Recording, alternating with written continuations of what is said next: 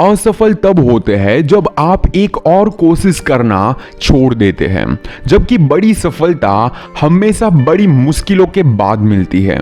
इसीलिए अगर तुम अपने लक्ष्य को हासिल करने में बार बार असफल हो रहे हो तो इसका मतलब यही है कि तुम्हारा लक्ष्य बहुत ज्यादा स्पेशल है और बहुत ज्यादा इंपॉर्टेंट है।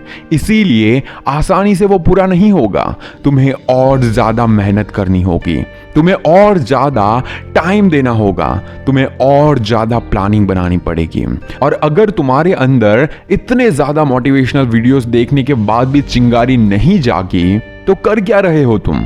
क्यों? तुम्हें बस ऑनलाइन वीडियोस देखने हैं, तुम्हें बस ऑनलाइन आकर टाइम पास करना है, या फिर वो बड़े बड़े सपने दिखाने वाले कॉट्स को सुनकर बस अपने अंदर एनर्जी भर लेना है, एक्शन कुछ लेना ही नहीं है। अगर तुम्हें सिर्फ एनर्जी चाहिए तो ऐसे ही बैठे रहो, वैसे भी एनर्जी मिलती रहेगी। अगर तुम्हें कुछ नया करना है तो खुद भी ट्राई करना पड़ेगा। बस सुनकर ही तुम अपनी जिंदगी को बदल नहीं सकते, सुनकर ही तुम्हें सक्सेस नहीं मिलेगी। अगर तुम भूल चुके हो तो फिर से याद दिला दूं तुम्हें उन लोगों की कहानी जिन्होंने अपनी जिंदगी में बार बार असफलता का सामना किया था। फिर तुम क्या चीज हो? क्या तुम नहीं लड़ सकते अपनी सक्सेस के लिए, अपने ड्रीम के लिए? लोगों के जो ताने थे उन्हें गलत साबित करने के लिए और अपनी हार से लड़कर सक्सेस पाने के लिए, क्या तुम नहीं लड़ सकते? पता है ना तुम्हें कि अमिताभ बच्चन की पहली सुपर हिट फिल्म जंजीर आने से पहले उनकी लगातार 17 फिल्में सुपर फ्लॉप हुई थी। और तुम क्या चीज हो? 9999 मतलब कि 9999 बार प्रयोग असफल होने के बाद भी एडिसन ने बल्ब का आविष्कार किया था। और तुम क्या ये भी भूल चुके हो कि 1998 में रतन टाटा ने टाटा इंडिका कार को लॉन्च किया था और वो भी फेल हो चुके थे। इस कार को कोई भी खरीदना नहीं चाहता था, इसीलिए रतन टाटा ने इंडिका के पूरे प्लान को बेचने का निर्णय किया था।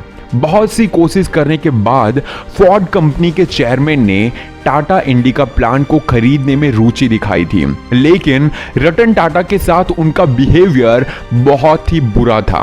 उनका कहना था कि जब तुम कार बिजनेस को समझते ही नहीं तो उसे करने की कोशिश क्या है। और फिर देखो रतन टाटा ने क्या करके दिखाया। कुछ सालों के बाद 2008 में उसी फोर्ड कंपनी का जैगवार लैंड रोवर एक फेल्ड प्रोजेक्ट साबित हुआ और रतन टाटा ने इस जैगवार के पूरे प्रोजेक्ट को खरीद लिया। इस बार उसी फोर्ड कंपनी के उसी चेयरमैन के शब्द थे, आप हमारी कंपनी खरीद कर हम पर उपकार कर रहे हैं। क्या तुम ये सारी चीजें भूल चुके हो? क्या तुम ये भी भूल चुके हो मशहूर बास्केटबॉल प्लेयर माइकल जॉर्डन को उनकी स्कूल टीम में सिलेक्ट करने लायक भी नहीं समझा गया था, फिर भी वो आज बास्केटबॉल के चैंपियन माने जाते हैं।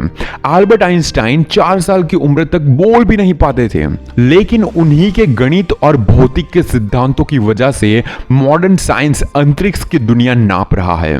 1998 में लैरी पेज ने अपने सर्च इंजन कॉन्सेप्ट को मात्र 10 लाख रुपए में बेचना चाहते थे, लेकिन याहू जैसे उस समय के बड़े सर्च इंजन ने उनके सर्च इंजन कॉन्सेप्ट को यह कहकर पूरी तरह से रिजेक्ट कर दिया था कि अब एक और सर्च इंजन की जरूरत नहीं है। और आप देख सकते हो कि उसके बाद भी सबसे बड़ा सर्च इंजन बना गूगल।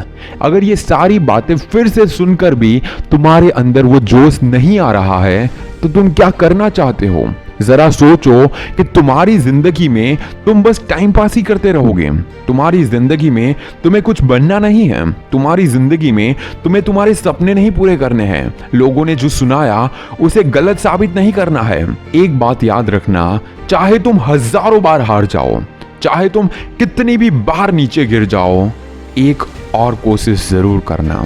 चाहे कुछ भी हो जाए, एक और कोशिश जरूर करना। कौन जाने आप आपकी सफलता की सीढ़ी के एकदम आखिरी पड़ाव पर हो, एकदम आखिरी, और आपकी यही कोशिश आपकी सफलता के लिए आखिरी कोशिश हो क्यों नहीं सकती।